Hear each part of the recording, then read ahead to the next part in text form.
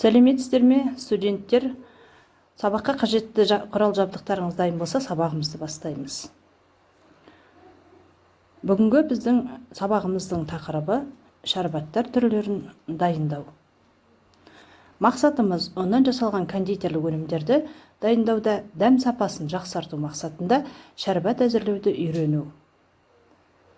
Яғни кондитер өнімдерінің дәмін жақсарту үшін пайдаланамыз. Критерийлер: шәрбат дайындауды біледі, қанттың концентрациясына сәйкес түрлерін ажыратады, шәрбаттардың түрлерінің ерекшеліктерін ескере отырып, күнделікті өмірмен байланыстырып қолданады.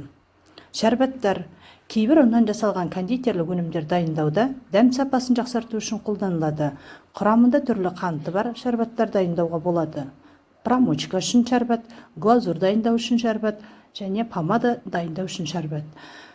Шәрбат дегеніміз оның құрамында 50%-дан кем емес қант және қант пен судың қосындысы. Қант шәрбатын дайындау қанттың суда еруі және нақты бір тығыздыққа дейінгі қант ерітіндісін дайындау болып табылады.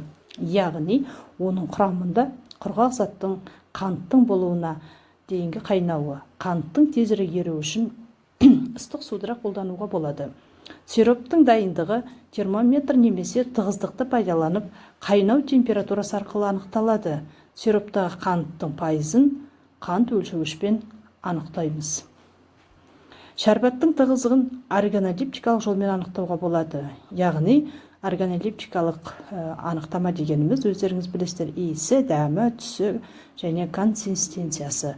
Қант шәрбатын қайнату үрдісінде судың булануы орын алады және онда қант концентрациясының жоғарылау нәтижесінде шәрбат тығыздығы жоғарылайды. Бұл кезде қайнау температурасы да жоғарылайтын болады.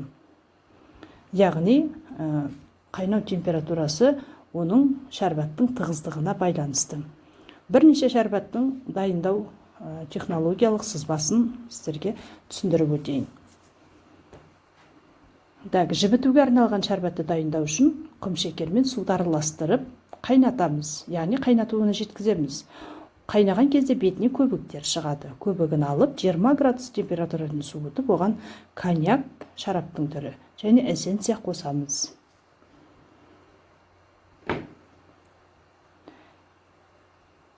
Коньяк пен эссенция оның аромат дейміз ғой, яғни жағымды иіс береді, дәм береді шәрбатымызға.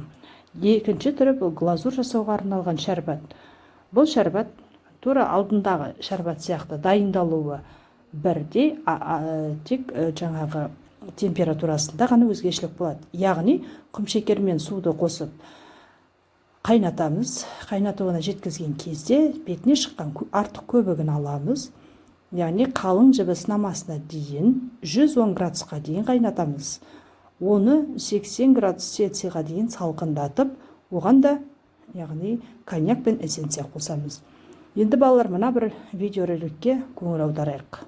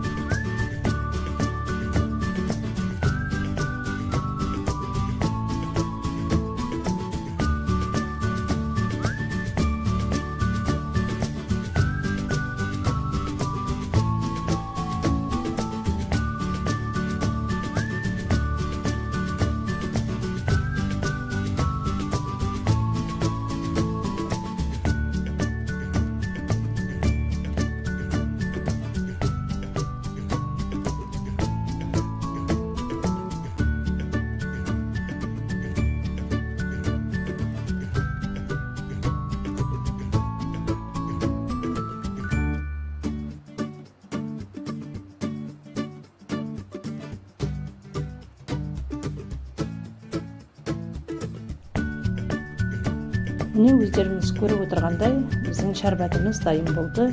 Барлық кондитерлік тәтті өнімдерге пайдаланамыз. Осы дайындалған шәрбәттердің қай түріне болса да сапасына қойылатын бірнеше талаптар бар. Бірінші, консистенциясы, түсі, иісі мен дәмі өзіне сай болу қажет. Екіншіден, күймеген, басқа артық дәм болмауы қажет. Үшіншіден, температурасы сақталған болу керек. Шәрбәттерді сонымен қатар ұзақ уақыт суытып, банкада қақпаға жабылған күйде сақтауға болады.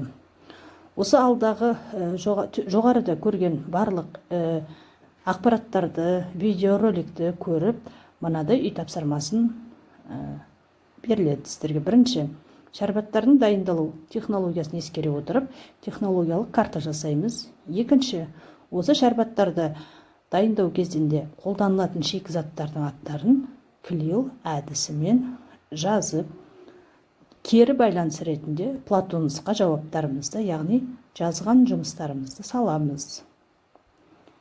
Назарларыңызға рахмет. Келесі сабақта кездескенше